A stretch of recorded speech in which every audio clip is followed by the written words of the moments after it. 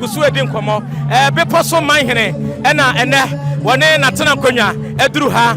beposo manhene eti ena amamna ni amane de ebuburuja abakosamu etachire ene se beposo manhene ne yire na da fomu ene beposo manhene ne yire na da fomu ne eti ene wodi kuna ne ni abre yie papa ne ni abre ya enye asamketwa eti nananom yemamu nyina mo akwaba abusha ene yesu amamra ni amane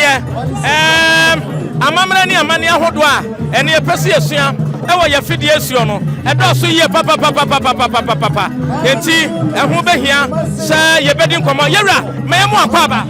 mejo su emu yenya nti yasa be poso manhene ne yire yie no obe wada ma kire mu kakra kire ye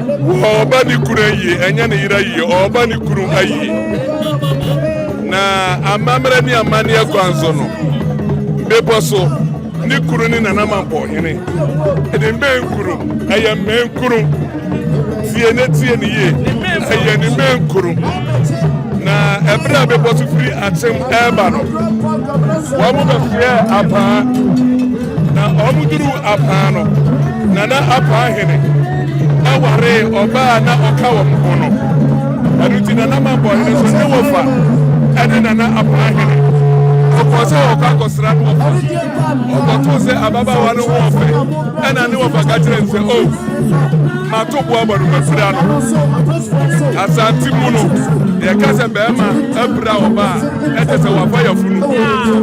anu so wofa ena se owo oba meware no owo ye no okowo be ma adoni nana apori owo be ma no so owo be ma kura oye me meyire